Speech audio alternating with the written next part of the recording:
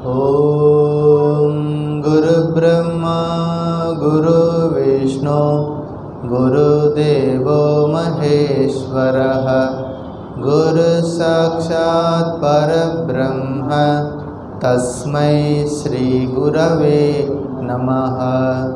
ॐ स्थापकाय च धर्मस्य सर्वधर्मस्वरूपिणे अवतारवरिष्ठाय रामकृष्णाय ते नमः।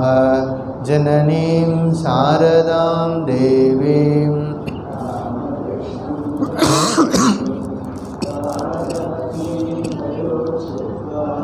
प्रणमामि मुहुर्मुहुः।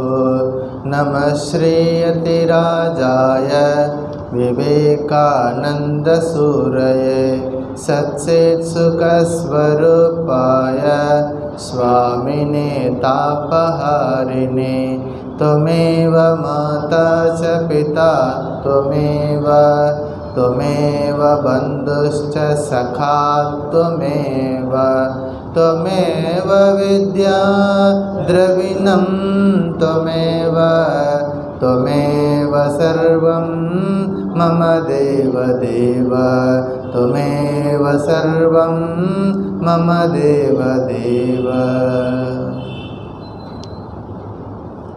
ॐ नमो भगवते रामकृष्णाय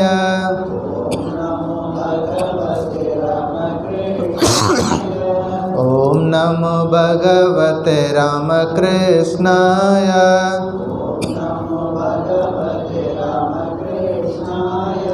ॐ नमो भगवते रामकृष्णाय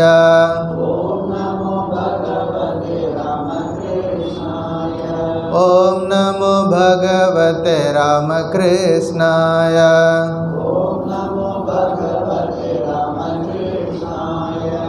ॐ नमो भगवते रामकृष्णाय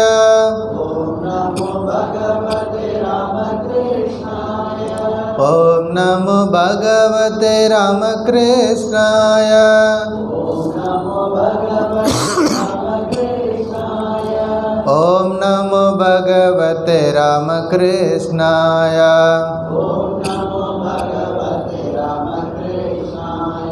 ॐ नमो भगवते रामकृष्णाय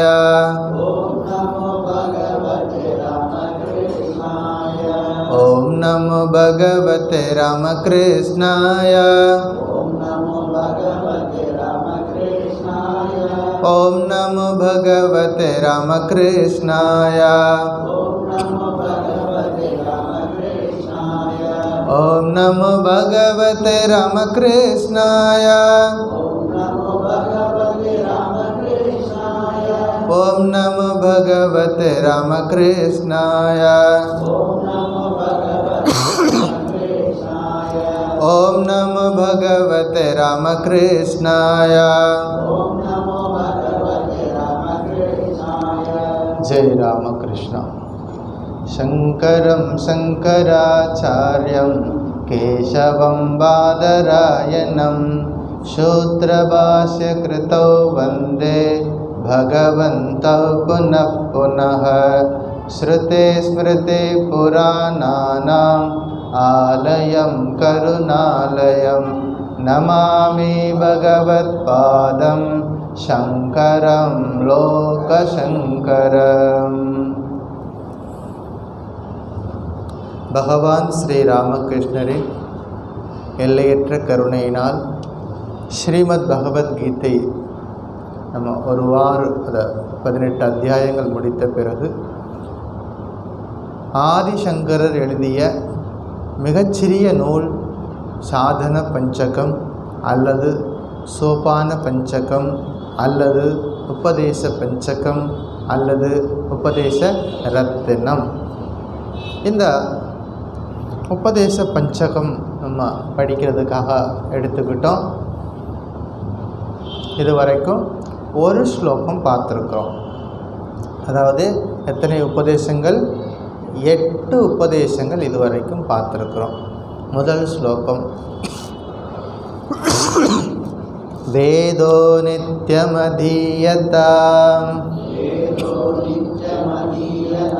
ததுதிதம் கர்ம ஸ்வனுஷ்டீயதாம்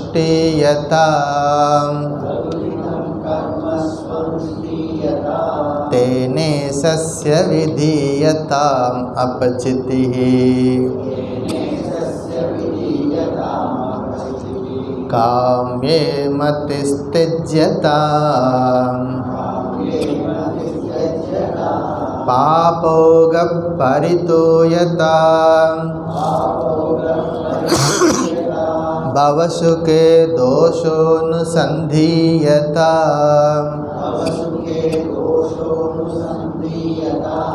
ஆத்மேச்சா விவசீயதாம் நிஜகிருஹாத் தூர்ணம் விநிர்கம்யதாம்.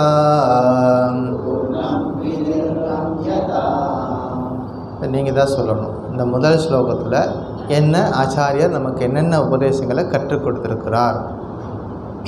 முதல் உபதேசம், தினந்தோறும் வேதமானது ஓதப்பட வேண்டும், ஓதாமல் ஒரு நாளும் இருக்க வேண்டாம். சரி, வேதம் சொன்னபடி அன்றாட கடமைகளை நன்றாக செய்யணும். 3 விஷயம் இருக்குது. ஒன்று, வேதம் சொன்னபடி இருக்கக்கூடிய கடமைகள். இல்லைன்னா கடமைகள்னால் எல்லாம் எதை வேணாலும் செஞ்சுட்டு இதுவும் கடமைன்னு சொல்லிடக்கூடாது. வேதம் விதித்தபடி கடமைகளை செய்யணும், அந்த கடமைகளையும் நன்றாக செய்யணும், அதையும் தினசரி ஃபாலோ பண்ணணும் அப்படிங்கிறது. அதுதான் நித்திய கடமை, நைமித்திய கர்மம், நித்திய கர்மம். சரி, அடுத்தது, அந்த காரியங்களையும் பகவானுக்கு செய்யக்கூடிய பூஜையாக பண்ணணும், ஈஸ்வர அர்ப்பணமாக அந்த காரியங்களை செய்யணும். அடுத்தது, பலனை விரும்பாமல் செய்யணும். இவ்வளோ விஷயங்கள் இருக்குது. வேலை செய்கிறதுலையும் காரியங்கள் செய்கிறதுலையும் எவ்வளோ விஷயங்கள் நம்ம கவனத்தில் வைக்க வேண்டியிருக்கு. பலனை விரும்பாமலும் அந்த காரியத்தை பண்ணணும். கர்மன் ஏவாதி காரஸ்தே மா ஃபலேசு கதாச்சன அப்படின்னு நம்ம கீதையில் படிச்சிருக்கிறோம். ஸோ எந்த நாளும் உனக்கு பலனில் உரிமை இல்லை, செயல் செய்யத்தான் நமக்கு கடமை இருக்கிறது. அடுத்தது, பாவங்களை நன்றாக பொசுக்க வேண்டும், அல்லது ராகத்வேஷம் இல்லாமல் காரியத்தை பண்ணணும் அப்படிங்கிறதையும் பார்த்துருக்குறோம்.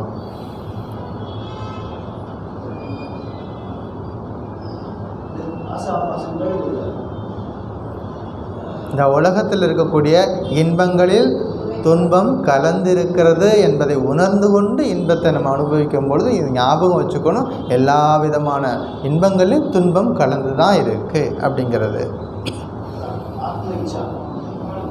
பகவானை அடைய வேண்டும் என்ற தீவிர விருப்பம் நமக்குள்ளே இருக்கணும், முமுட்சுத்துவம் இருக்கணும். கடைசியாக கட்டுகளிலிருந்து விடுபட வேண்டும். அதாவது தூர்ணம் விநிர்கம்யதாம், எவ்வளவு விரைவாக அப்படின்னு சொல்லியிருக்கார். எவ்வளவு விரைவாக காரியங்கள்லாம் முடிக்க முடியுமோ முடிச்சுட்டு அந்த வீட்டிலிருந்து ஆத்மாவை அந்த சிறையிலிருந்து விடுபடிக்க செய்யணும். ஸ்ரீராமகிருஷ்ணர் ஒரு பிரார்த்தனை நமக்கு சொல்லி கொடுத்துருக்கிறார். இது அமுதமொழிகளில் இருக்குது. பகவானே, எனக்கு தேவையில்லாமல் நானே போய் கர்மங்களில் ஈடுபடாமல் என்னை பார்த்துக்கோ. முதல் விஷயம், நானாக போய் புதிதாக கர்மங்களை ஈடுபடாமல் என்னை பார்த்துக்கோ. அப்படி எனக்கு தானாக அமைகிற கர்மங்களையும் பகவானே உன்னை மறக்காமல் அந்த வேலையை செய்யணும். நான் அந்த வேலையை செய்யணும், எனக்கு வரக்கூடிய கர்மங்களையும் செய்யணும், ஆனால் உன்னை மறக்காமல் அந்த காரியத்தை செய்யணும். 2வது. 3வது, எவ்வளோ சீக்கிரமாக இந்த கர்மங்கள்லேருந்து என்னை விடுவிக்கிறியோ அந்த அளவுக்கு நான் உன்னை கெட்டியாக பிடிச்சிக்குவேன். எவ்வளோ சீக்கிரமாக அதுலேருந்து போகணும். இதே கருத்து, இதே ஆதிசங்கர சொன்ன கருத்து ஸ்ரீராமகிருஷ்ணன் சொல்கிறாரு. அதான் தூர்ணம், எவ்வளோ சீக்கிரமாக இந்த சம்சார பந்தத்திலேருந்து என்னை விடுவிக்கிறியோ அந்த அளவுக்கு நான் நன்றி கடன் உள்ளவனாக இருப்பேன் அப்படின்னு சொல்லிட்டு பிரார்த்தனை பண்ணணும்னு நமக்கு சொல்லி கொடுக்குறாரு ஸ்ரீராமகிருஷ்ணர். ஸோ இவ்வளோ விஷயங்கள் இருக்குது. ரொம்ப படிக்க ரொம்ப அற்புதமாக இருக்குது. இந்த ஒரு சிறிய நூலாக இருந்தாலும் கூட இதில் நம்ம வாழ்க்கைக்கு தேவையான அத்தனை விஷயங்களையும் கோர்வையாக ஒன்றன் பின் ஒன்றாக அப்படிங்கிற கோர்த்து கொடுத்துருக்கிறாரு. ரொம்ப அற்புதமான ஒரு நூல். சரி, இவ்வளோ விஷயங்கள் நம்ம முதல் ஸ்லோகத்தில் பார்த்தோம். இன்றைக்கு ஸ்லோகம் நம்பர் 2. சங்கசத்சு விதீயதாம் பகவதோ பக்திர் திருடாதீயதாம்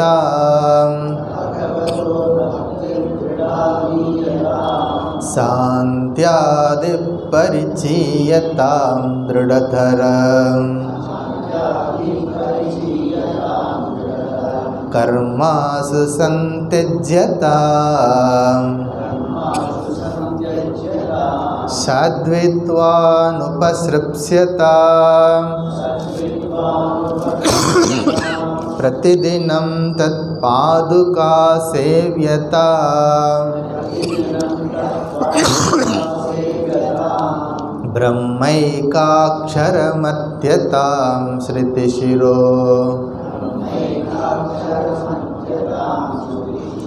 வாக்யம் சமாகர்ண்யதாம் சங்கசத்சு விதீயதாம் பகவதோ பக்திர் திருடாதீயதாம் சாந்த்யாதி பரிச்சீயதாம் திருடதரம் கர்மாசு சந்திஜ்யதாம் சாத்வித்வானுபஸ்ருப்ஸ்யதாம் பிரதிதினம் தத் பாதுகா சேவ்யதாம் பிரம்மைகாக்ஷரமத்யதாம் ஸ்ருதிசிரோ வாக்யம் சமாகர்ண்யதாம்.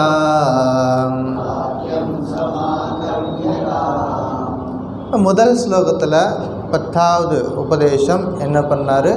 விரைவில் ஆத்மனை உடல் என்ற சிறையிலிருந்து விடுவிக்க வேணும்னு சொன்னார். இப்போ ஆத்ம சிந்தனை பண்ணணும்னு 9வது உபதேசத்தில் பார்த்தோம். ஆத்ம சிந்தனை செய்யணும்னா ஒருத்தருக்கு என்னெல்லாம் தேவைப்படும் அப்படிங்கிறத இந்த ஸ்லோகத்தில் பார்க்க போகிறோம். ஆத்ம சிந்தனை பண்ணுறதுக்கு என்னெல்லாம் தேவை, அடிப்படை தேவை. இப்போ ஒருத்தர் டாக்டர் ஆகணும் அப்படின்னா நான் பேரை போட்டு நானே உட்காந்துட்டு 7 பேர் எழுதிட்டு MBBSன்னு போட்டு உட்காந்துட்டா டாக்டர் ஆயிட முடியுமா? முடியாது. அதுக்குரிய தகுதிகளை நம்ம வளர்த்துக்கணும். இப்போ ஆத்ம சிந்தனை பண்ணுறதுக்கு ஒரு ஆத்ம சாதகருக்கு என்னென்ன தகுதிகள் வேணும் அப்படிங்கிறத இந்த ஸ்லோகத்தில் பார்க்க போகிறோம். உபதேசம் நம்பர் 9. சங்கசத்சு விதீயதாம். முதல் உபதேசம் சங்கஹ சத்சுஹு விதீயதாம். அதாவது மாற்றி படிக்கணும். சத்சு சங்கஹ விதீயதாம். நல்லோர் இணக்கத்தில் இருக்க வேண்டும். அவ்வளோதான் விஷயம். நல்லோர் இணக்கத்தில் இருக்க வேண்டும். சத்சு சங்கஹா. சத்சு அப்படின்னா நல்லவர்களில், சங்கஹா என்றால் உறவு, அந்த கூட்டம், அந்த கூட்டத்தில் இருக்கணும். எந்த கூட்டத்தில் இருக்கிறோமோ அதுக்குரிய பலாப்பலன் நமக்கு கிடைக்கும். சங்க சத்தில் எப்போதும் நல்லவங்க தொடர்பில் இருக்கணும். அதுதான் முதல் தகுதி. யாருக்கு? ஆத்ம சாதகனுக்கு. ஆத்ம சிந்தனை பண்ணணுமா? முதல் வேலை நீ செய்ய வேண்டிய வேலை சத் சங்கத்தில் இரு அப்படின்னு சொல்கிறாரு.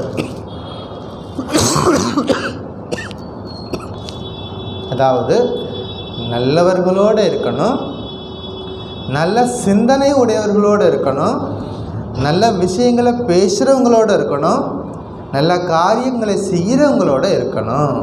அப்படி புரிஞ்சுக்கணும். நல்லவங்களோடு இருக்கணும், நல்ல சிந்தனை இருக்கிறவங்களோட இருக்கணும், நல்ல காரியங்களை செய்கிறவங்களோட இருக்கணும், நல்ல விஷயங்களையே பேசுகிறவங்களோட நம்ம இருக்கணும். அதுக்கு பேர் தான் சத் சங்கம். சத் சங்கம். சம்ஸ்கிருதத்தில், தமிழில் பழமொழின்னு சொல்லுவோம். சம்ஸ்கிருதத்தில் அதுக்கு பேர் சுபாஷிதம்னு பேர். 2 வரி தான் இருக்கும். அது நிறைய கருத்துக்களை சொல்லும். ஒரு சுபாஷிதம் சொல்லுது, சந்தனம் சீதலம் லோகே. இந்த உலகத்தில் சந்தனத்தை பூசிக்கிட்டால் உடம்பு என்ன இருக்கும்? குளிர்ச்சியாக இருக்கும். நம்ம எல்லாருக்கும் தெரியும், உடம்புக்கு சூடாக இருக்குது அப்படின்னா என்ன பண்ணுவான்? சந்தனத்தை பூசிக்குவாங்க. சந்தனம் சீதலம் லோகே சந்தனாதபி சந்திரமா. சந்தனத்தை விட இன்னொன்று ரொம்ப குளிர்ச்சியாக இருக்குமா? அது என்ன தெரியுமா? சந்திரமா. சந்திரமானா நிலவு. நிலவு பார்த்தா மனசுக்கு குளிர்ச்சியாக இருக்கும். சந்தனத்தை பூசிக்கிட்டால் உடம்பு குளிர்ச்சியாக இருக்கும். நிலவை பார்த்துக்கிட்டே இருந்தோம்னா மனசுக்கு ரொம்ப சந்தோஷமாக இருக்கும், ஆனந்தமாக இருக்கும். இந்த 2ஐயும் தவிர 2ஐ காட்டிலும் இன்னொரு விஷயம் ரொம்ப குளிர்ச்சியாக இருக்கும். மனசுக்கும் சரி உடம்புக்கும் சரி 2ஐ விட அதிகமான குளிர்ச்சியாக இருக்கும். என்ன தெரியுமா? சந்திர சந்தனையோர் மத்தியே சீதலா சாது சங்கத்திஹி. 2ஐ விட, சந்தனத்தை விட, சந்திரமாவை விட எது நமக்கு உடலுக்கும் மனசுக்கும் ஆனந்தத்தை கொடுக்கும் தெரியுமா? அது சாது சங்கத்தில் இருக்கணும். சாமி, சாது சங்கம்னா சன்னியாசியில் இருக்கிற இடம். நாங்கள் எல்லாம் வீட்டில் இருக்கிறோம், எங்களுக்கு பலவிதமான கடமைகள்லாம் இருக்குது. நாங்கள் தினசரியெல்லாம் ஆசிரமத்துக்கெலாம் வந்துட்டு போக முடியாது. ஞாயிற்றுக்கிழமை ஒரு நாள் வர்றதுக்கே நாங்கள் பெரிய பிரயத்தனம் பண்ணி, நாங்கள் ஏதோ ஒரு இமாலயத்துக்கு போயிட்டு வர்ற மாதிரி நாங்கள் பிரயத்தனம் பண்ணி வந்துகிட்டு இருக்கோம். இப்போ சாது சங்கத்தில் இருன்னு சொன்னால் எங்களால் எப்படி முடியும் அப்படின்னா, சாது சங்கம் என்றால் சன்னியாசிகள் பக்கத்து வந்துட்டு போகிறது மட்டும் கிடையாது, நல்லவர்களோடு இருக்கணும். நல்ல புஸ்தகம் வீட்டில் இருந்தாலும் என்ன பண்ணணும்? நல்ல புஸ்தகத்தை தினசரி படிக்கணும், நல்ல செயல்களை செய்யணும், நல்லதையே கேட்கணும், நல்லதையே பார்க்கணும். இது எல்லாமே சாது சங்கம்தான். வேதத்தில் ஒரு மந்திரம் இருக்குது, பத்ரம் கர்ணேபி ஸ்ருணியாம தேவாஹ. எங்கள் காதுகள் எப்போதும் நல்லதையே கேட்கட்டும், எங்கள் கண்கள் எப்போதும் நல்லதையே பார்க்கட்டும், எங்கள் வாயிலேருந்து நல்ல சொற்களே வரட்டும். வேதத்தில் இருக்கக்கூடிய பிரார்த்தனை இது. இதெல்லாம் நம்ம என்ன பண்ணணும்? ஞாபகத்தில் வச்சுக்கணும். எங்கே இருந்தாலும் வாய்ப்பு கிடைக்கும்போது ஆசிரமங்களுக்கு போகிறதோ, மடங்களுக்கு போகிறதோ, கோயில்களுக்கு போகிறதோ செய்யலாம். முடியாத பட்சத்தில் வீட்டில் இருக்கும் பொழுது முடிஞ்ச வரைக்கும் எப்போதும் உயர்ந்த மனதை உயர்ந்த நிலையில் வச்சுக்கிறதுக்கு முயற்சிகளை செய்யணும். அப்போ சாது சங்கத்துக்கு அவ்வளோ மகிமை இருக்குது அப்படிங்கிறது புரிஞ்சுக்கணும். அதாவது ஸ்ரீராமகிருஷ்ணன் சொல்லுவார், வீட்டில் எப்பொழுதும் மகான்களுடைய படங்களை வச்சுக்கணும். இப்போ பாருங்கள், இந்த பிரேயர் ஹாலில் என்னெல்லாம் படம் வச்சுருக்கிறோம் பாருங்கள். என்னெல்லாம் படம் வச்சுருக்கிறோம்? சங்கராச்சாரியார் இருக்கார், ராமானுஜாச்சாரியார் இருக்கார், அடுத்து யார் இருக்காங்க? மத்வாச்சாரியார் இருக்கார், அந்த சைடு மீராபாய் இருக்காங்க, சைத்தன்ய மகாபிரபு, எங்கள் திருமூலர், புத்தர், ஆண்டாள். இப்படி இவங்க படங்கள்லாம் பார்க்கும் பொழுது நமக்கு ஒரு சிந்தனை வரும். ஏன் வச்சுருக்கிறாங்க? இவங்களை பார்க்கும் பொழுது நாமளும் அவர்களைப் போல வாழணும். அதுதான் முக்கிய காரணம். வீடுகளில் என்ன பண்ணணும்? இதே மாதிரி மகான்களுடைய படங்கள், தெய்வங்களுடைய படங்களை வீட்டில் வச்சுருக்கணும். என்ன பண்ணக்கூடாது? தேவையில்லாத மற்ற மனிதர்கள் படத்தையோ மற்ற சினிமாக்காரங்க படத்திலையோ வச்சிடக்கூடாது அப்படிங்கிறது ஞாபகம் வச்சுக்கணும். யார் ரியல் ஹீரோ? இவங்க தான் ரியல் ஹீரோ, வாழ்க்கையில் வாழ்ந்து காமிச்சவங்க. இவங்க படங்களை பார்க்கும் பொழுது மனசுக்கு உற்சாகம் வரும், எழுச்சி வரும், மனசு நல்லா இருக்கும், ஆனந்தமாக இருக்கும். எப்போதும் சாதிக்கணுங்கிற எண்ணத்தை கொடுக்கறது இந்த மகான்களுடைய படங்கள். அதனால் எப்பொழுதும் சாதுக்களின் படங்களை வச்சுருக்கணும்னு சொல்லிட்டு யார் சொல்லியிருக்கார்? ஸ்ரீராமகிருஷ்ணன் சொல்லியிருக்கார். சாதுக்களுடைய படங்களை வீட்டில் எப்போதும் வச்சுருக்கணும் அப்படி அவரே சொல்லியிருக்கார். எனக்கு ஒரு படத்தை கொண்டு வந்து கொடுக்குறியான்னு ஒரு பக்தர்கிட்ட கேட்குறாரு. என்ன படம்? ஒரு யோகி கண்ணை மூடி உட்காந்து தியானம் பண்ணிட்டு இருக்க மாதிரி ஒரு படத்தை கொண்டு வந்து கொடுக்குறியா அப்படின்னு கேட்குறாரு. அப்போ எவ்வளவு முக்கியத்துவம் கொடுத்துருக்குறாரு. நம்ம வீடு எப்படி இருக்கணும், நம்ம வாழ்க்கை எப்படி இருக்கணும், நம்ம வீட்டில் எப்படி எந்த பொருள் எங்கே இருக்கணும், இதெல்லாமே அக்கௌண்டபிள். நம்ம எப்படி வேணாலும் வாழ்ந்துடலாம், கடைசியாக பகவானை அடைஞ்சிடலாம் அப்படின்னா ரெண்டும் ஒன்றா நடக்காது. அப்போ ஒரு முறைப்படியான வாழ்க்கை இருக்கணும். சாதுக்களுடைய படங்களை வீட்டில் இருந்துச்சுன்னா என்ன வரும் அப்படின்னா, முதல் விஷயம் தெய்வ சிந்தனை மனசில் வரும். பார்க்கும்போதெல்லாம் பகவான் ஞாபகத்துக்கு வருவார். இப்போ நீங்கள் வந்து ஹாஸ்பிட்டலுக்கு போகிறீங்க, ஒரு மருத்துவமனைக்கு போகிறீங்க, என்ன மாதிரி ஞாபகம் இருக்கும், என்ன மாதிரி நம்மளுடைய உணர்வுகள் இருக்கும்? எங்கே பார்த்தாலும் நோயாளிகள் இருப்பாங்க, எல்லாம் அழுதுகிட்டு, குழந்தைங்கள்லாம் ஊசி போட போனால் அழுதுகிட்டு வீச்சுன்னு கழுத்துட்டு இருப்பாங்க. அப்போ வயதானவர்கள் வருவாங்க. அப்போ வந்து அது ஒரு விதமான ஒரு எக்ஸ்பீரியன்ஸை கொடுக்கும் இந்த ஹாஸ்பிட்டலில். இன்னொரு இடத்துக்கு நீங்கள் ஒரு நீதிமன்றத்துக்கு போங்க, அங்கே பார்த்தீங்கன்னா அங்கே உள்ளே நுழைஞ்ச உடனே அங்கே கோர்ட்டு கேஸு, அங்கே வரக்கூடிய கைதிகள், இதை பற்றின சிந்தனைகள்லாம் மனதில் எழும். ஆனால் ஆசிரமங்களுக்கு போகும் பொழுது, கோயில்களுக்கு போகும் பொழுது மனம் ஒடுங்குகிறது, மனம் தேவையற்ற விஷயங்கள்லேருந்து உள்முகமாக போகிறது. ஏன் காரணம், என்ன விஷயம்? அங்கே எப்பொழுதும் யாராவது ஒருத்தர் இறை நாமத்தை சொல்லிக்கொண்டே இருப்பார்கள். காலங்காலமாக தொடர்ந்து 24 மணி நேரம் யாராவது ஒருத்தர் அங்கே இறை நாமத்தை சொல்லிக்கிட்டே இருக்கிறனால தான் அந்த இடங்களுக்கு போகும் பொழுது நம்ம மனம் இயல்பாகவே அகமுகமாக மாறுகிறது. இவ்வளோதான் விஷயம். இப்போ நம்ம வீட்டையே கோயிலாக மாற்றணுன்னா என்ன செய்யணும்? வீட்டில் எல்லா நேரமும் எல்லா காலத்திலும் இறை சிந்தனையோடு எல்லா காரியத்தையும் செய்யணும். இறை சிந்தனையோட எல்லா காரியத்தையும் செய்தனோம்னா வீட்டையே கோவிலாக மாற்றிவிடலாம் அப்படின்னு சொல்லி கொடுத்துருக்காங்க. ஸோ தெய்வ சிந்தனைகள் வரும், மனதில் விழிப்பு பெறும். அடுத்தது மனம் வந்து என்ன செய்யும்? விழிப்புணர்வு கிடைக்கும். என்ன விழிப்புணர்வு? எது நிலையானது, எது நிலையற்றது, எது இன்னைக்கு இருந்து நானாக்கி இல்லாமல் இருக்குமோ அது நிலையற்றது. இதை பற்றின ஒரு விழிப்புணர்வு நமக்கு வரும். உதாரணத்திற்கு இப்போ வந்து ஒரு ஆப்பிள், ஒரு பொம்மை இருக்குது, ஒரு பிளாஸ்டிக்கில் செஞ்ச ஒரு ஆப்பிள் இருக்குது. அதை பார்த்த உடனே நமக்கு என்ன ஞாபகத்துக்கு வருது? ஒரிஜினல் ஆப்பிள் ஞாபகத்துக்கு வந்துடும். அது பார்க்குறதுக்கு பிளாஸ்டிக் ஆப்பிளாக இருந்தாலும் அதை பார்த்த உடனே ஒரிஜினல் ஆப்பிள் நமக்கு ஞாபகத்துக்கு வரும். அது மாதிரி பகவானுடைய பக்தர்கள், மகான்களுடைய படங்களை பார்க்கும் பொழுது பகவானுடைய சிந்தனை நமக்கு வரும். எப்போதும் இறை சிந்தனை நமக்கு வரும்.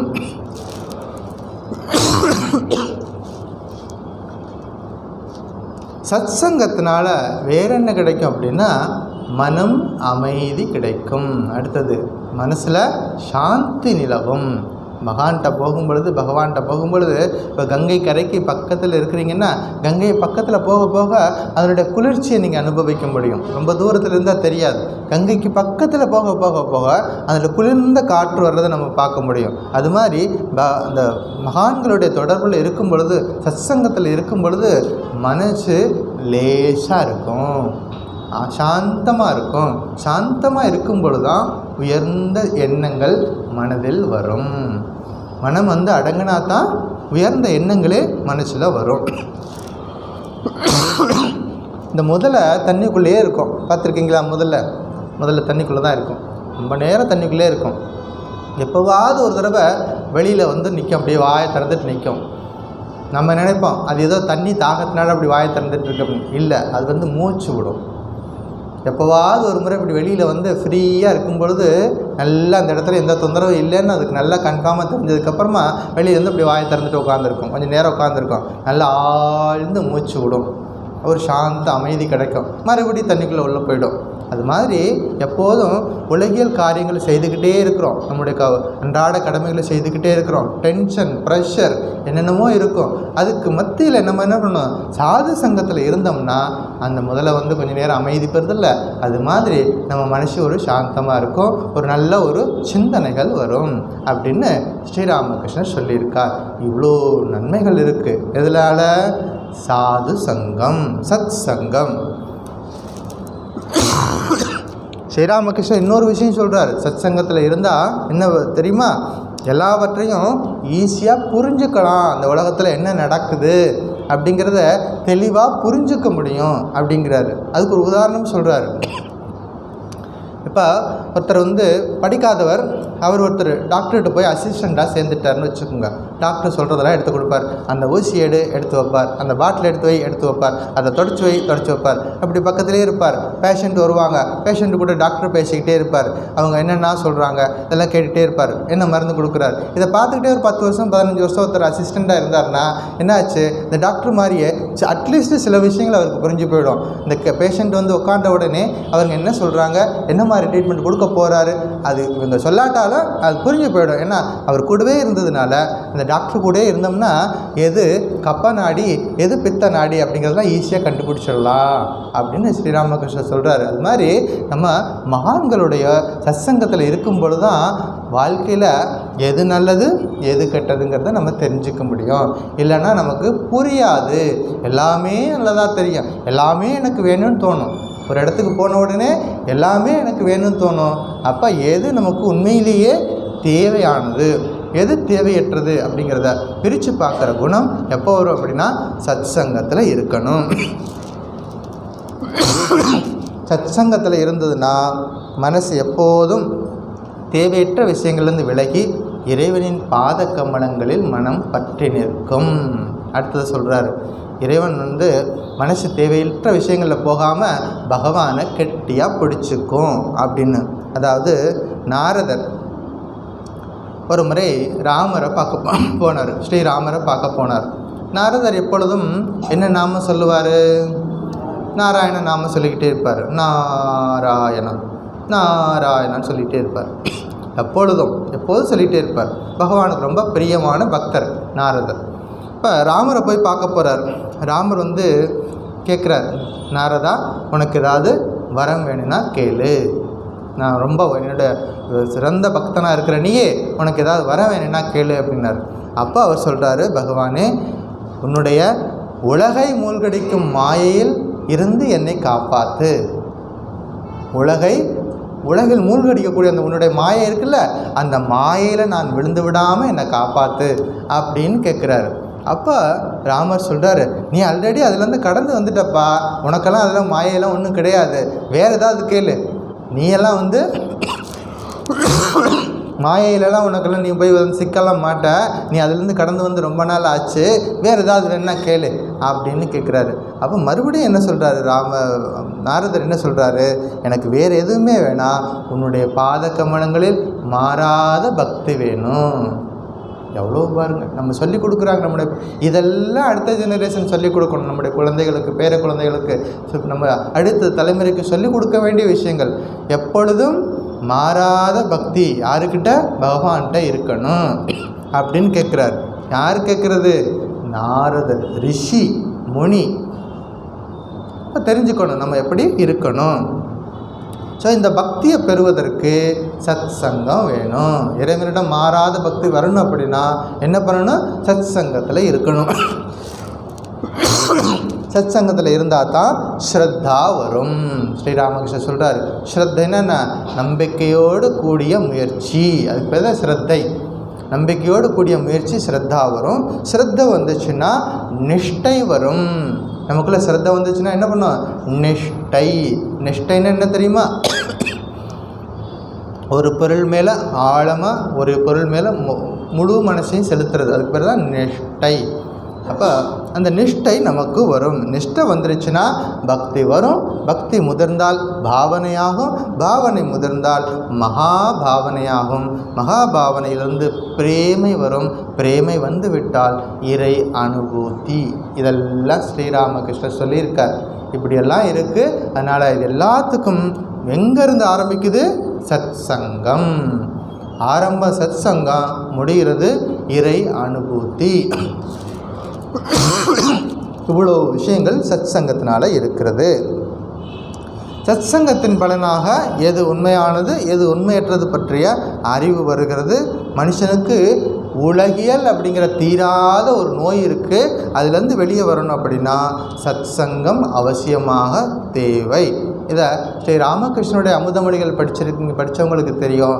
பல்வேறு இடங்களில் பக்தர்கள் கேட்கக்கூடிய ஒரே ஒரு கேள்வி ரிப்பீட்டடாக வரும், சுவாமி வழி என்ன, சுவாமி வழி என்ன. இதே கேள்வி பல முறை ரிப்பீட்டடாக இருக்கும். அந்த ஸ்ரீராமகிருஷ்ணர் அது சொல்லக்கூடிய பதிலும் அதே தான். என்னது? முதலில் சத் சங்கம், நாம ஜபம், பிரார்த்தனை, இந்த 3 இருந்துச்சுன்னா எல்லா விதமான ப்ராப்ளத்திலிருந்தும் நம்ம விடுபட முடியும் அப்படிங்கிறத ரிப்பீட்டடாக சொல்லியிருப்பார். இறைவன் திருநாமத்தை பாடணும், இறைவனுடைய புகழை பாடணும், சத் சங்கத்தில் இருக்கணும், மன ஏக்கத்தோடு இறைவனிடம் பிரார்த்தனை பண்ணிக்கிட்டே இருக்கணும் அப்படின்னு சொல்லியிருக்கிறார். நீதி சதகத்தில், பர்தஹரியுடைய நீதி சதகத்தில் ஒரு ஸ்லோகம் இருக்குது, நல்ல ஸ்லோகம். ஜாட்யம் தியோஹரதி சிஞ்சதி வாசி சத்தியம் மானோன்னதிம் திசதி பாபம் அபாகரோதி சேத்த பிரசாதயதி திக்ஷு தனோதி கீர்த்திம் சத் சங்கதி கதைய கிண்ண கரோதி பும்சாம். என்னெல்லாம் சொல்ல தெரியுமா? நல்லோர் இணக்கம் புத்தியில் உள்ள முட்டாள்தனத்தை போக்கும். முதல் விஷயம், புத்தியில் புத்தி என்ன பண்ணும்? எப்போவுமே முட்டாள்தனமாக எதாவது சிந்தனை பண்ணிக்கிட்டே கிடக்கும். அப்போ முட்டாள்தனத்தை முதல்ல போக்கும். ஜாட்யம் தியோகரதி. அடுத்தது சிஞ்சதி வாச்சி சத்தியம், வாக்கில் சத்தியத்தை பொழியும். சத் சங்கத்தினால என்ன கிடைக்கும்? வாக்கில் சத்தியம் எப்போதும் இருக்கும். சேத்த பிரசாத், அதாவது மானோன்னத்தின் திசத்தி, நல்ல நம் பெருமையை உயர்த்த வழிகாட்டும், பாவங்களை போக்கும், உள்ளத்தை தெளிவுபடுத்தும், திசைதோறும் நம் புகழை பறக்கும் நல்லாரிணக்கம் எந்த நன்மையைத்தான் தராது அப்படின்னு கேட்குறாரு. யார்? பர்தஹரி. அப்போ நல்லோர் இணக்கத்தில் இருந்தோம்னா இத்தனை நன்மைகளும் நமக்கு கிடைக்கும் அப்படிங்கிறாரு. இப்போ மகான்களை சந்தித்தா விவேக வைராக்கியம் வரும். சத் சங்கத்தில் இருந்தால் விவேக வைராக்கியம் நமக்கு வரும். இதே தான் ஆதிசங்கரர் வேறொரு ஸ்லோகத்தில் சொல்கிறார். என்ன சொல்கிறார்? சத் சங்கத்வே நிஸ்ஸங்கத்வம், நிஸ்ஸங்கத்வே நிர்மோகத்வம், நிர்மோகத்வே நிಶ್ಚலதத்வம், நிಶ್ಚலதத்வே ஜீவன் முக்தி. பஜ கோவிந்தம் பஜ கோவிந்தம் கோவிந்தம்.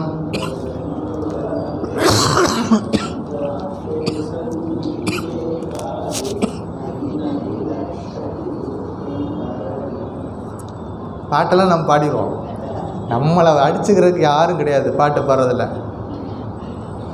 அப்போ என்ன பண்ணணும்? பாட்டு பாடும்போது அதோடைய வரிகளை சிந்தனை பண்ணணும், வரிகளையும் சிந்தனை பண்ணணும். இப்போ பொருள் உணர்ந்து சொல்லுவார் செல்வர் சிவபுரத்தின் உள்ளார் சிவனடி கீழ் திருவாசகம் சொல்லுது. ஒரு சொல்லும் பொழுது, ஒரு பாடலை பாடும் பொழுது, இறைவன் நாமத்தை சொல்லும் பொழுது, ஸ்லோகம் சொல்லும் பொழுது அது என்ன பொருளை சொல்லுது, என் வாழ்க்கைக்கு என்ன வழிமுறையை காட்டுது அப்படிங்கிறதையும் பார்க்கணும். இப்போ சத் சங்கத்துவே நிஸ்ஸங்கத்துவம் கிடைக்குது. என்ன சொல்லுது?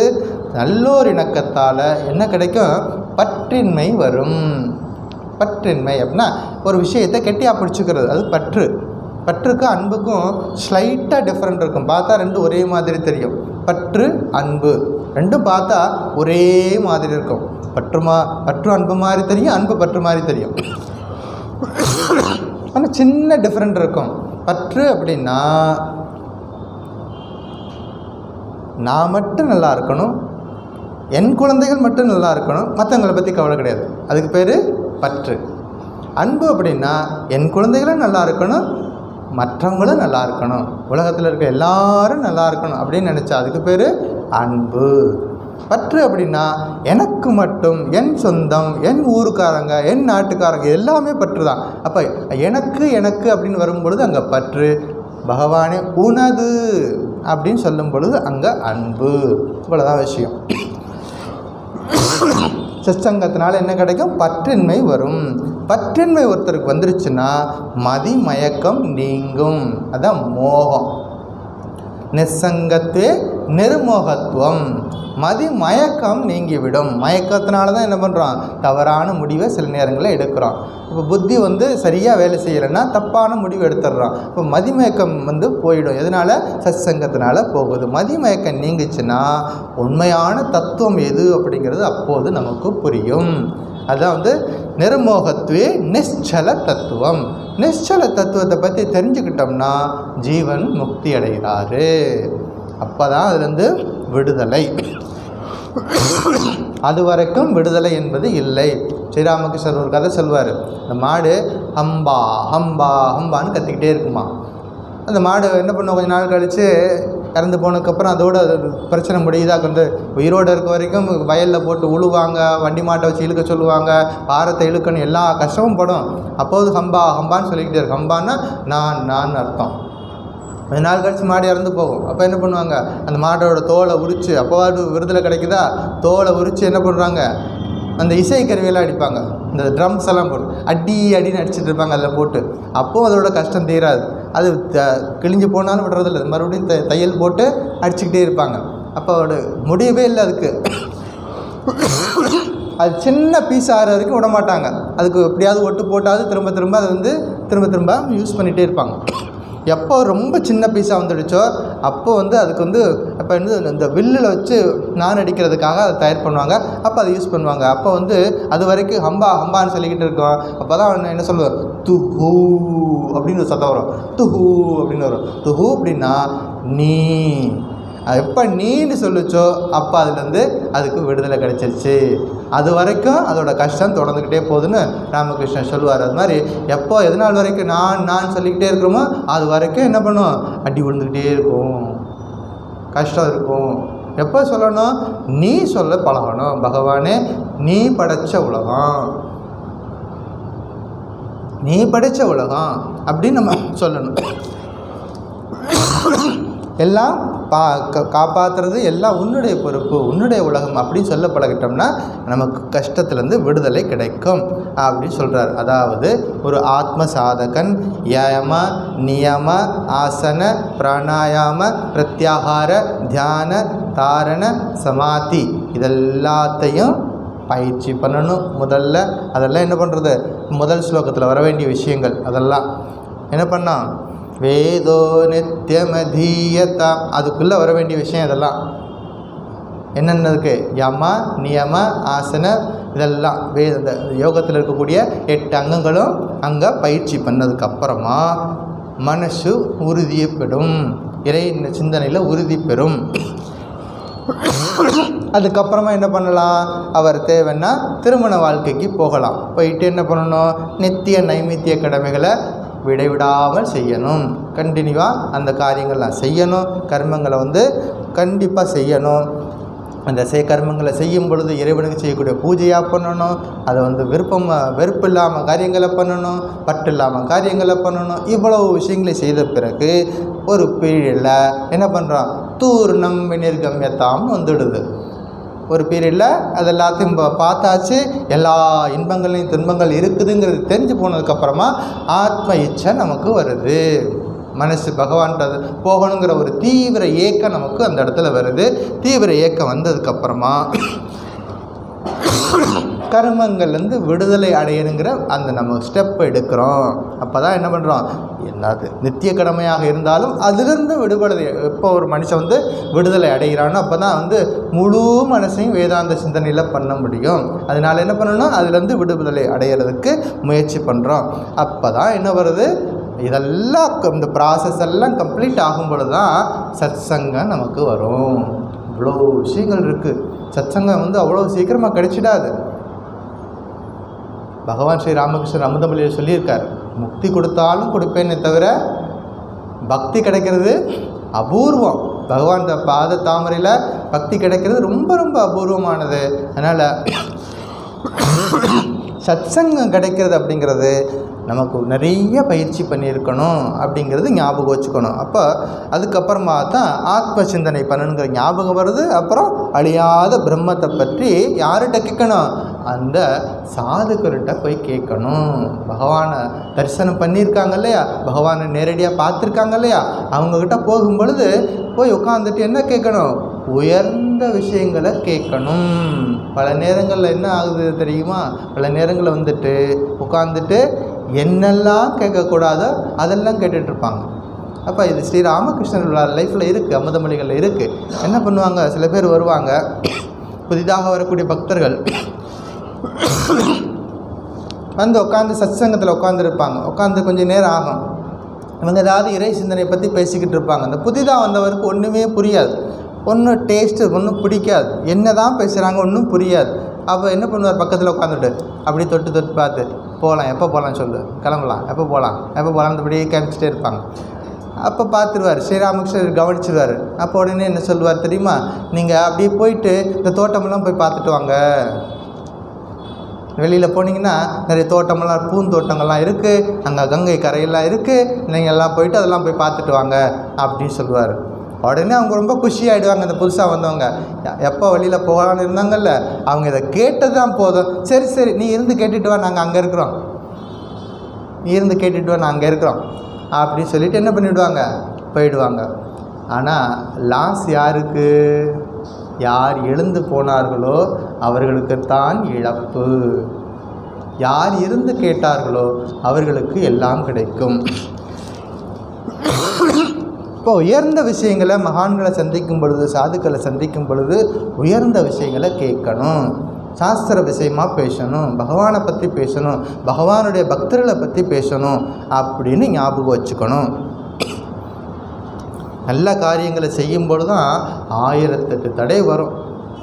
ஸ்ரேயாம்சி பகு விக்னானி. ஸ்ரேயனா உயர்ந்த விஷயம், ஸ்ரேயஸ் பிரேயஸ், இது 2 உபநிஷத்தில் வரக்கூடிய வார்த்தை. ஸ்ரேயஸ் அப்படின்னா உயர்ந்தது. உயர்ந்த விஷயங்களை மனசை சிந்தனை பண்ணும் பொழுது அல்லது உயர்ந்த காரியங்களை நம்ம செய்துக்கிட்டு இருக்கும் பொழுது 1008 தடைகள் வரும். ஸ்ரேயாம்சி பகு விக்னானி. விக்னானினா தடைகள். நம்ம தடைகளை நீக்கணும் அப்படின்னா அதுக்கு சாது சங்கம் வேணும். தடைகள்லேருந்து நம்ம வெளிப்படுவதற்கு சாது சங்கம் பெருமளவில் நமக்கு உதவி செய்யும். சாது சங்கத்தினால பகவானிடம் ஆழ்ந்த பக்தி கிடைக்கும். சாது சங்கத்தில் எப்போதும் இருக்கணும். ஒரு முறை பார்வதி தேவி அவங்க அப்பா கிட்ட, ஹிமவான், பார்வதி தேவின்னு அவங்க அப்பாவுக்கு புரிஞ்சு போச்சு, இவ சாதாரண பொண்ணு கிடையாது, என் குடும்பத்தில் பிறந்திருக்கிறா, என் வீட்டில் பிறந்திருக்கிறா, இவ சாதாரண பொண்ணு கிடையாது, இவ தேவின்னு ஒரு கட்டத்தில் இந்த ஹிமவான் புரிஞ்சுக்கிறாரு. அப்போ அவர் கேட்குறாரு, அம்மா எனக்கு இந்த சாஸ்திரத்தில் சொல்லியிருக்கக்கூடிய பிரம்ம ஞானத்தை பற்றி சொல்லு அப்படின்னு கேட்குறாரு. யார் கேட்குறது? பார்வதியோட அப்பா ஹிமவான். இந்த சாஸ்திரத்தில் பிரம்ம ஞானத்தை பற்றி சொல்லியிருக்கு, ஆத்ம சிந்தனையை பற்றி சொல்லியிருக்கு, அதை பற்றி எனக்கு சொல்லு. யார்கிட்ட கேட்குறா? மகள் பார்வதிகிட்ட கேட்குறார். அப்பா அந்த பார்வதி தேவி சொல்கிறாங்க, அப்பா உங்களுக்கு பிரம்ம ஞானம் வரணும் அப்படின்னா முதல்ல நீங்கள் சாது சங்கத்தில் இருங்க. அவ்வளோ பெரிய உண்மை பாருங்கள். பிரம்ம ஞானத்தை பற்றி தெரிஞ்சுக்கணுன்னா முதல்ல என்ன செய்யணும்? முதல்ல சாது சங்கத்தில் இருங்க அப்படிங்கிறாரு. இப்போ இவ்வளோ நன்மைகள் நமக்குள்ளே இருக்கிறது. சாது சங்கம் ரொம்ப அவசியமான ஒரு விஷயம். அதனால தான் இந்த 2வது ஸ்லோகத்தில் 9வது உபதேசம் என்ன சொல்லுது? சங்கஹ சத்சுஹு விதீயதாம். சத்சு சங்கஹ விதீயதாம், நல்லோர் இணக்கத்தில் இருக்க வேண்டும் அப்படின்னு சொல்லியிருக்கு. ஸோ இது 9வது உபதேசம். அடுத்த உபதேசம் அடுத்த வாரம் பார்ப்போம். சரி, இந்த வாரத்தில் 2 நாள் நான் ஊரில் இல்லை. 20ஆம் தேதி அன்று சேலத்தில் நம்முடைய ராமகிருஷ்ண ஆசிரமம் இருக்குது, அங்கே ஒரு நிகழ்ச்சிக்காக போயிருந்தேன். அங்கே ஒரு தனியார் கல்லூரியில், பெண்கள் கல்லூரி, அங்கே ஒரு வேல்யூ எஜுகேஷன் ப்ரோக்ராம் இருந்துச்சு, அதில் கலந்துக்கிறதுக்காக போயிருந்தேன். 20ஆம் தேதி இரவு அங்கே போயிருந்தேன். 21ஆம் தேதி காலையில் ஆசிரமத்துடைய மற்ற ஆக்டிவிட்டியெல்லாம் போய் பார்த்தேன். ஆசிரமத்தில் பகவான் ஸ்ரீ ராமகிருஷ்ணருக்கு அழகான ஒரு கோயில் இருக்குது. சமீபத்தில் தான் கும்பாபிஷேகம் நடந்துச்சு. சேலம் ஆசிரமத்தில் ஒரு பியூட்டி என்னென்னா, அது கோயில் முன்னாடி ஸ்ரீ கிருஷ்ணருக்கு ஒரு அழகான ஒரு சிலை இருக்குது. பக்தர்கள் தினசரி போயிட்டு அந்த வலம் வழிபடுறாங்க. ஸ்ரீ கிருஷ்ணருடைய விக்கிரகம் இருக்குது. அப்புறம் புக் ஸ்டால் இருக்குது, லைப்ரரி இருக்குது, மற்ற ஆக்டிவிட்டீஸ் எல்லாம் இருக்குது. அங்கே ஒரு டிஸ்பென்சரி இருக்குது. அங்கே ஒரு விஷயத்தை பார்த்தேன். நிவேதிதா தேவிக்கு ஒரு ஸ்டாச்சு இருக்குது. அது என்னென்னு பார்க்கும் பொழுது 1903 வருஷம் நிவேதிதா தமிழ்நாட்டுக்கு வந்த பொழுது சேலத்துக்கு போயிருக்காங்க. இதெல்லாம் நிவேதிதா லைஃப்பில் படிச்சிங்கன்னா தெரியும். சேலத்துக்கு போயிருக்காங்க. அதனால் சேலத்துக்கு அவங்க விசிட் பண்ணதுக்காக நிவேதிதாவோட 150வது ஜெயந்தி வரும் பொழுது நிவேதிதாவுக்கு அங்கே ஒரு ஸ்டேஜ் வச்சுருக்குறாங்க. அது நம்முடைய ஆசிரமத்திலே கேம்பஸ்லேயே உள்ளே இருக்குது, பார்க்கலாம். அப்புறம் நம்ம ஆசிரமத்துக்கு போகும் பொழுது என்ன ரோடு தெரியுமா? ராமகிருஷ்ணா ரோடே அப்படி தான். நீங்கள் ரொம்ப ஈஸியாக கண்டுபிடிச்சிடலாம். சேலத்தில் ராமகிருஷ்ணா ரோடுன்னா எல்லாருக்கும் தெரியும். அந்த காலத்தில் 1920s 30s இருந்தவங்க அந்த மாதிரி அப்போ அது காடாக இருந்திருக்கு. காட்டுக்குள்ளே ஒரு ஆசிரமம் இருந்துச்சு, ராமகிருஷ்ணா ஆசிரமம்ன்றதுனால இந்த ரோட்டுக்கு ராமகிருஷ்ணா ரோடுன்னு வச்சுருக்குறாங்க. இன்றைக்கி போய் பார்த்தீங்கன்னா அது காடு கிடையாது, பக்கா சிட்டி. ஒரு இன்ச்சு கூட இடம் கிடைக்காது, அவ்வளோ பெரிய சிட்டி. ராமகிருஷ்ணா ரோடுன்னு இருக்குது, ராமகிருஷ்ணா பார்க்குன்னு ஒன்று இருக்குது. நம்ம இடத்துக்கு ஏற்ற மாதிரியே ஒரு பார்க் இருக்குது. சில்ட்ரன்ஸ்லாம் போய் விளையாடுவாங்க, அதுக்கு ராமகிருஷ்ணா பார்க். அதையும் நம்ம மடம் தான் மெயின்டைன் பண்ணுறாங்க. இது அப்புறமா ஏற்காடில் ஒரு பக்தர் என்ன பண்ணார், சில வருஷங்களுக்கு முன்னாடி ஒரு 4 ஏக்கர் நிலத்தை தானமாக கொடுத்துருக்காரு ஆசிரமத்துக்கு. அங்கே ஒரு ஆக்டிவிட்டிஸ் தொடங்குறதுக்கான வேலைகள் நடந்துகிட்ருக்கு. அது ஏற்காடுக்கு போய் அந்த இடத்தையும் பார்த்துட்டு வந்தேன். அந்த இடத்துக்கு பேர் மஞ்சக்குட்டைன்னு பேர். அது என்னது மஞ்சக்குட்டை அப்படின்னா, குட்டை என்றால் தண்ணி தேங்கி இருக்கிற இடம். அந்த தண்ணி மஞ்சள் கலரில் இருக்குது. இப்போவும் பார்க்கலாம் நீங்கள், மஞ்சள் கலரில் இருக்குது அங்கே இருக்க தண்ணி. அது ஏதோ மூலிகை இதாக என்னென்னு தெரியல எனக்கு. அங்கே இடத்துல இருக்கக்கூடிய தண்ணீர் மட்டும் மஞ்சளாகவே எப்போதும் இருக்குது. அதனால் அந்த இடத்துக்கு பேர் மஞ்சக்குட்டைன்னு பேர். அந்த மஞ்சக்குட்டையில் நமக்கு ஒரு ஆசிரமத்துக்கு ஒரு இடம் இருக்குது. அழகான டெம்பிள் ப்ரேயர் ஹால் வந்துட்டுருக்கு. சாமி விவேகானந்தருடைய ஸ்டேஜ் வச்சுருக்காங்க.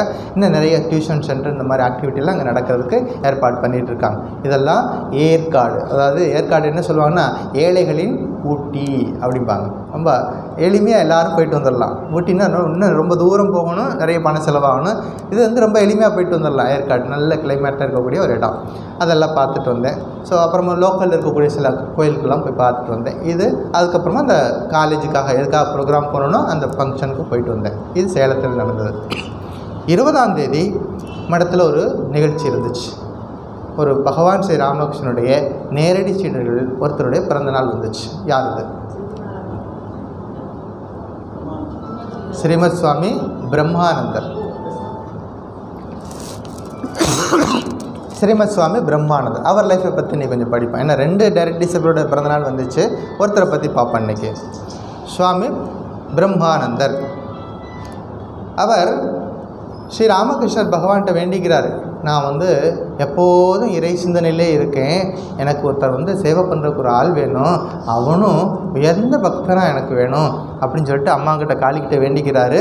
அப்போ பார்த்திங்கன்னா வேண்டி 2 நாள் கழித்து பார்க்குறாரு, ஒரு போட்டு வருது. அந்த போட்டில் 2 சிவர்கள் ஆடிக்கிட்டே வர்றாங்க. அப்படி ஒரு காட்சி பார்க்குறாரு. கொஞ்ச நாள் கழித்து பார்த்திங்கன்னா இந்த ராக்கால் மகாராஜ் அங்கே போயிடுறார். அவர் பேர் ராக்கால். அவங்க அப்பா பேர் ராக்கால் ஆனந்த மோகன் கோஷ், அம்மா பேர் கைலாஸ் காமினி, இவர் பேர் ராக்கால் சந்திர கோஷ். 1863 பிறந்தார். ஜனவரி மாதம் 21ஆம் தேதி. அவர் பிறந்த இடம் சிக்ரா குலிங்கிராம் அப்படின்னு வெஸ்ட் பெங்காலில் ஒரு இடம். இவர் ஸ்ரீகிருஷ்ணரின் தோழனாக இருந்தவர். எந்த ஜென்மத்தில்? கிருஷ்ண அவதாரத்தில். எந்த ராமகிருஷ்ண அவதாரத்தில்? ராக்கால் அப்படிங்கிற பேரோடு வந்திருக்கிறார். இன்னொன்று அவருக்கு என்ன ஸ்பெஷல் அப்படின்னா, ஸ்ரீராமகிருஷ்ணரின் மானச புத்திரன்னு சொல்லுவாங்க.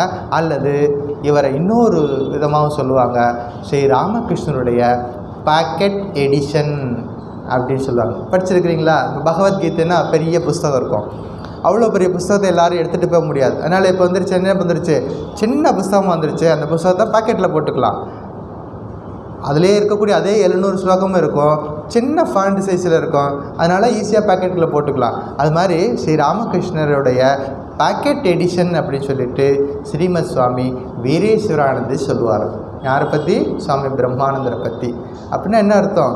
அதே ஸ்ரீராமகிருஷ்ணர்கிட்ட என்னென்ன பண்புகள் இருந்ததோ அது எப்பொழுதும் அது அப்படியே பிரம்மானந்தர்கிட்டையும் இருந்தது அப்படின்னு சொல்லியிருக்கார். இவர் படிச்சுட்டு இருக்கும் பொழுதே நரேந்திரனுடைய தொடர்பு கிடைக்கிறது.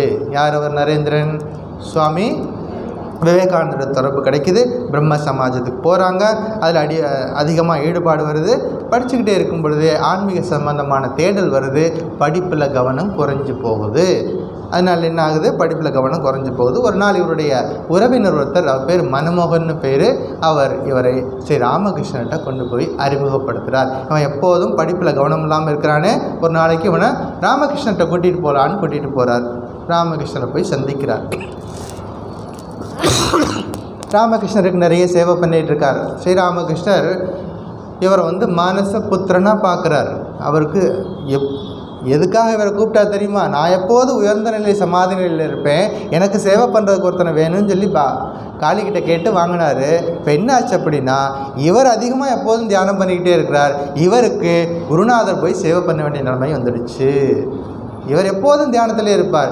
இவருக்கு போய் ஸ்ரீராமகிருஷ்ணனுடைய உணவு கொடுக்குறது அந்த மாதிரி ஆகி போயிடுச்சு. சில நேரங்களில் இவருக்கு பசி எடுத்தால் அவருக்கு தெரியும். போய் பார்ப்பார், ஏதாவது இருக்கா எடுத்து கொடுக்கலான்னு போய் பார்ப்பார். ஒன்றும் இருக்காது. உடனே கங்கை கரையில் போய் நின்றுக்குவார். ஓ கௌரி, எங்கே இருக்க?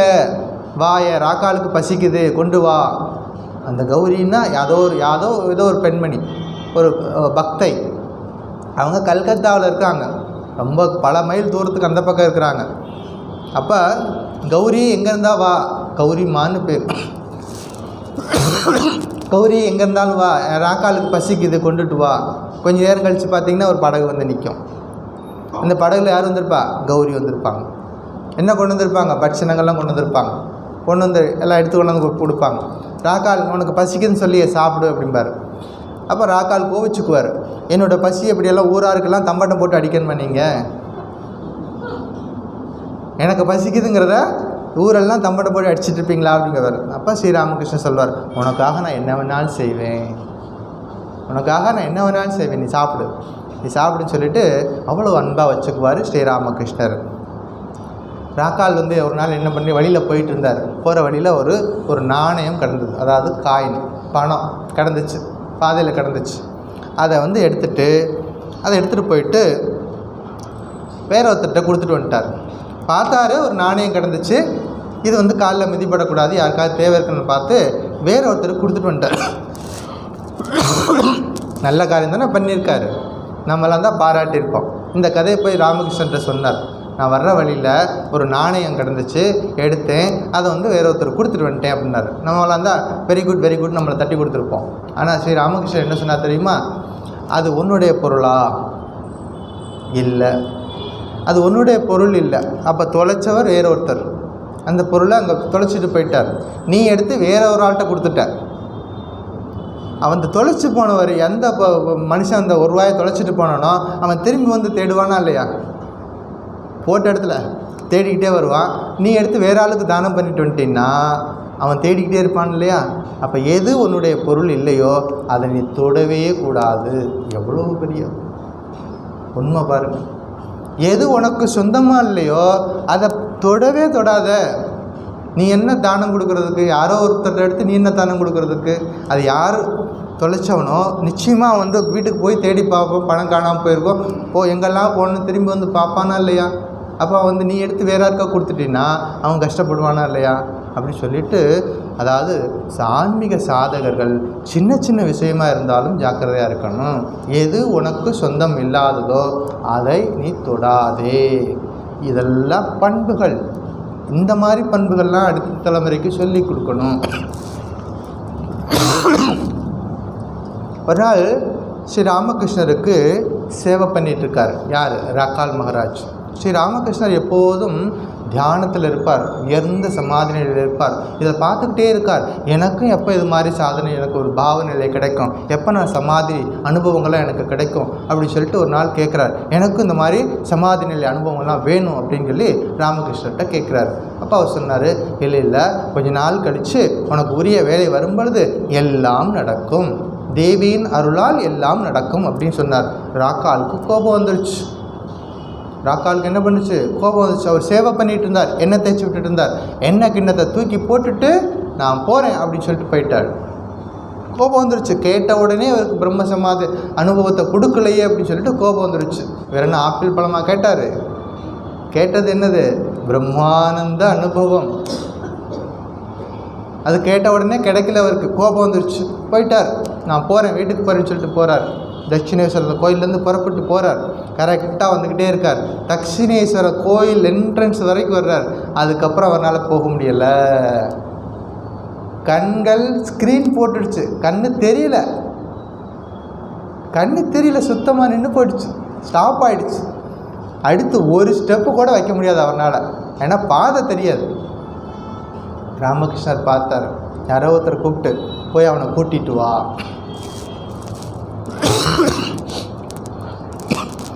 வேற யாரோ ஒருத்தர் போய் கையை பிடிச்சி கூட்டிகிட்டு வந்தாங்க. எங்கே போகிற? வீட்டுக்கு போகிறேன். ஏன் போகிற? பிரம்மானந்த அனுபவம் எனக்கு கிடைக்கல, நான் போகிறேன். அப்போ ராமகிருஷ்ணர் சொல்கிறார், இந்த முறை எங்கேயும் கிடையாது, இங்கே. அங்கே இங்கேலாம் எங்கேயும் போகாத, இங்கே. இங்கே என்னென்ன?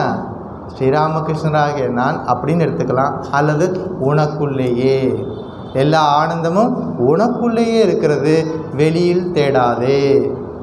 ஆனந்தத்தை வெளியில் தேடாதே அப்படின்னு சொல்லி கொடுக்குறார். கொஞ்ச நாள் கழித்து சேவை பண்ணிகிட்ருக்கார். ஸ்ரீராமகிருஷ்ணருக்கு பாத சேவை பண்ணிகிட்டு இருக்கும் பொழுது அந்த காளியினுடைய காட்சி கிடைக்கிறது.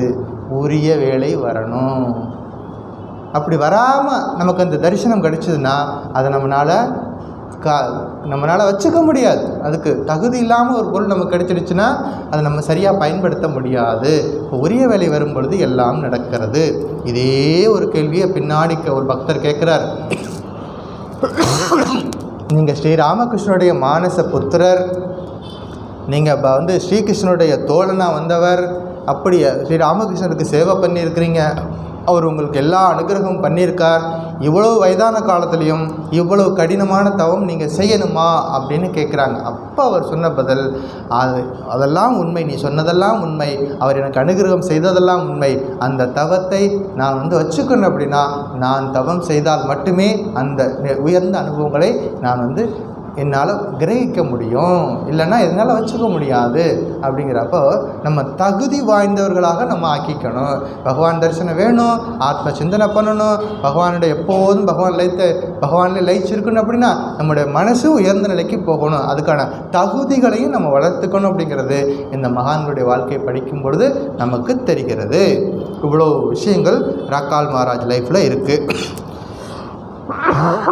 ஒரு நாள் ராக்கால் மகாராஜ் வந்தார், ஸ்ரீ ராமகிருஷ்ணர் சேவை பண்ணுறதுக்கு வர்றார். அப்போ ராமகிருஷ்ணர் கேட்குறார், இன்னைக்கு ஏதாவது பொய் சொன்னியா? யார் பொய் சொன்னாங்க? அவருக்கு வாட்ஸ்அப்பில் மெசேஜ் போட்டாங்களா? அவருக்கு அந்த காலத்தில் எப்படி சொன்னாங்க? யார் போய் சொன்னது? முகத்தை பார்த்தார் ஸ்ரீராமகிருஷ்ணர், முகத்தை பார்த்தேன்னு சொல்லிட்டார். இன்றைக்கி ஏதாவது பொய் சொன்னியா? அப்போ யோசித்து பார்க்குறாரு. அவருடைய ஃப்ரெண்டு கூட பேசிகிட்டு இருக்கும் பொழுது விளையாட்டாக அவர் போய் சொல்லிட்டார். யார்? ராக்கால் மகாராஜ். அந்த ஒரு நிகழ்வு ஸ்ரீராமகிருஷ்ணரை பாதிக்குது.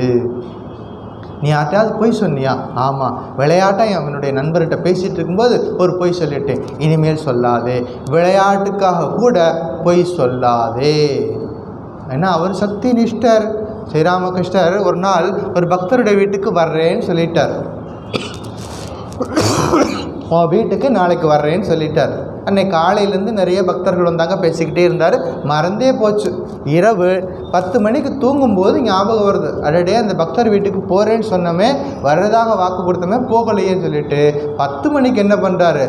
லேண்டன் லைட் எடுத்துக்கிட்டு வா போகலாம் அப்படின்னு சொல்லிட்டு போகிறார். யார்? அந்த பக்தர் வீட்டுக்கு போனால் அங்கே கதவெல்லாம் சாத்தியாச்சு, கேட்டெல்லாம் சாத்தியாச்சு. அந்நேரத்துக்கு போய் உள்ளே போய் யாரையும் தொந்தரவு பண்ண முடியாது. என்ன பண்ணார்? போயிட்டு காலை தூக்கி கேட் வழியாக உள்ளே வச்சார்.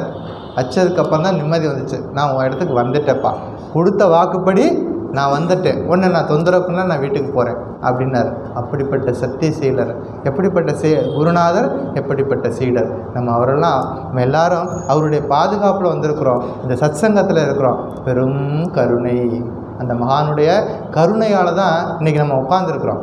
அந்த அவரை பற்றி கேட்குறதுக்கு பெரிய நம்ம எத்தனையோ ஜென்மத்தில் நம்ம அழுதுருப்போம், புலம்பியிருப்போம். அதோடைய குரல் கேட்டு தான் நம்ம வந்துடுக்கிறோம். ஆனால் என்ன பண்ணணும்? அந்த வைராக்கியத்தையும் அந்த முமுட்சுத்துவத்தையும் விட்டுடாமல் கட்டியாக பிடிச்சிக்கணும். அப்படிங்கிறது ஞாபகம் வச்சுக்கணும். நிறைய வேடிக்கை வினோதங்கள் இருக்கும். ஸ்ரீராமகிருஷ்ணனுடைய சீடர்கள் லைஃப்பில் படிச்சிங்கன்னா சீரியஸாக சில உபதேசங்கள் சொல்லிக்கிட்டு இருப்பார். வேடிக்கை வினோதங்களும் இருந்திருக்குது. ஒரு நாள் என்னாச்சு, ஸ்ரீராமகிருஷ்ணர் ஒரு பக்தர் வீட்டுக்கு போகிறார். அங்கே ஒரு சத் சங்கம் நடக்குது. அங்கே நிறைய பஜனைலாம் பாடுறாங்க, நிறைய பக்தர்கள் வர்றாங்க. ரொம்ப நேரம் ஆச்சு, நைட்டு 9-10 மணி ஆகிடுச்சு. எல்லா வேலையும் முடிஞ்சுது, எல்லாம் சாப்பாடுக்கு டைம் ஆச்சு. எல்லாம் என்ன பண்ணுறாங்க, எல்லாம் நான் முந்தின்னு எல்லோரும் சாப்பிட போயிட்டாங்க.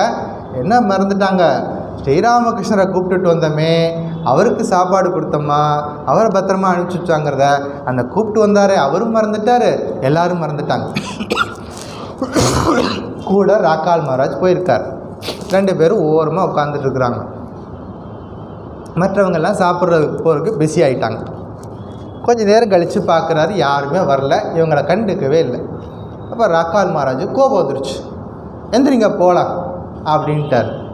அப்போ ஸ்ரீராமகிருஷ்ணர் சொன்னதான் முக்கியமானது, எந்திரிங்க போகலாம் அப்படின்ட்டார். அப்போ அவர் சொன்னார், வண்டி வாடகை யார் கொடுப்பா? ப்ராக்டிக்கல். அப்புறம் 2வது விஷயம், இப்போவே 10 மணி ஆகிடுச்சு, நம்ம தட்சிணேஸ்வரம் போய் சேரும்போது 12 மணி ஆகும், அங்கே உனக்கு யார் சாப்பாடு கொடுப்பா? ப்ராக்டிக்கல். யார் சொல்லிக் கொடுக்குறா? 24 மணி நேரம் இறை சிந்தனையில் இருக்கிறவர், 24 மணி நேரம் அன்னை காளி கூட பேசுகிறவர். ப்ராக்டிக்கல் லைஃப்பில் நம்ம எப்படி இருக்கணும்? கோபப்பட்டால் போதாது, ராக்காலுக்கு சொல்கிறாரு, கோபப்பட்டால் போதாது, சில நேரங்களில் சில இடங்களில் நாம் பொறுத்து போகணும். எவ்வளோ பெரிய அனுபவபூர்வமான உபதேசம் இது. அதனால தான் ராக்கால் மகாராஜ் பின்னாடி ராமகிருஷ்ண மடத்தினுடைய முதல் தலைவராக வந்தார். எப்படி வந்தார்? சுவாமி விவேகானந்தரால் அறிமுகப்படுத்தப்படுகிறார். ஏன்னா இவ்வளோ பொறுமை இருக்கிறவர் தான் இந்த சங்கத்தை நிர்வாகம் பண்ண முடியும் அப்படின்னு சொல்லிட்டு அவ்வளோ பெரிய பொறுப்பை கொடுக்குறாங்க. இந்த பொறுப்புகள்லாம் நீ பின்னாடி உனக்கு இவ்வளோ பெரிய பதவிகள் பொறுப்புகள் வரும்னு சொல்லிட்டு தான் ஸ்ரீராமகிருஷ்ணர் அப்போவே இப்படி ஒரு உபதேசத்தை கொடுக்குறார். கோபப்படக்கூடாது, சில நேரங்களில் பொறுமை காக்கணும் அப்படின்னு சொல்லிட்டு அறிவுரை கொடுக்குறார். பின்னாடி ஸ்ரீராமகிருஷ்ணோட மறைவுக்கு பின்னாடி தவ வாழ்க்கைக்கு எல்லோரும் போகிறாங்க.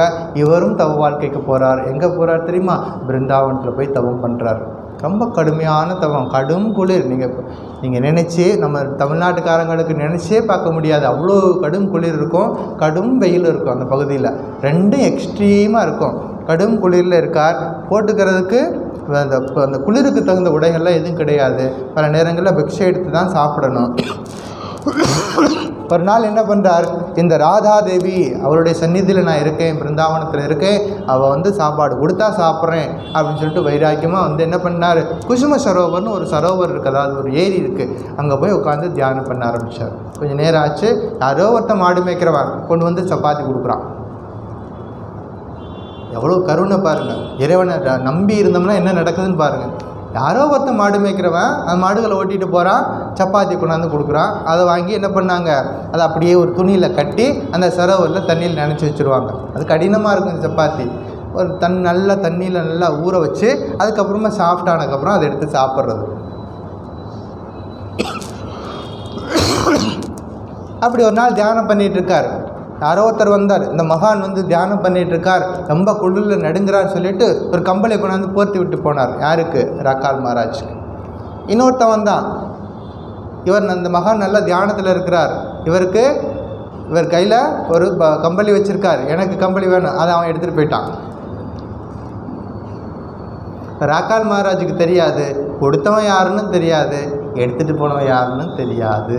மகான்கள் எப்படி உயர்ந்த நிலையில் மனசை வச்சுருக்கிறாங்க அப்படிங்கிறத பார்க்கணும். நம்ம தேவைகளை சுருக்கி கொள்ள வேண்டும். எவ்வளவுக்கு எவ்வளவு எளிமையாக இருக்கிறோமோ அப்போ தான் எளியவர்க்கு எளியவனான இறைவனை நம்ம அடைய முடியும். எல்லா விதத்துலையும் எளிமையாக இருக்கணும், எல்லா விதத்துலையும் சொல் செயல் சிந்தனை எல்லா விதத்துலையும் எளிமையாக இருக்க பழகணும். இவ்வளோ விஷயங்கள் இருக்கிறது. சுவாமி விவேகானந்தர் அமெரிக்காவுக்கு போயிட்டு திரும்பி வர்றார். வந்த உடனே 1897 ராமகிருஷ்ண மிஷன் ஆரம்பிக்கிறார். அப்போ ராக்கால் மகாராஜ்கிட்ட அவர் அங்கேருந்து கொண்டு வந்த நன்கொடை எல்லாத்தையும் இவர் கையில் கொடுக்குறார். கொடுத்துட்டு, நீ தான் இன்று முதல் இந்த சங்கத்தின் தலைவர். முதல் தலைவராக வருகிறார் நம்ம சுவாமி பிரம்மானந்தர். அப்போ அவர் கூட சில வெளிநாட்டு பக்தர்கள்லாம் வர்றாங்க. அவர் சொல்கிறார், ராக்கால் ஒரு ஸ்பிரிச்சுவல் டைனமோ, கேள்விப்பட்டிருக்கீங்களா? டைனமோ, அப்படி ஸ்பிரிச்சுவல் டைனமோ. நாங்கள் எல்லாரும் அவருடைய பாதுகாப்பில் இருக்கிறோம், நீயும் அவரை சரணடை. விவேகானந்தர் சொல்கிறார், நீ யாரை போய் பார்க்கணும்?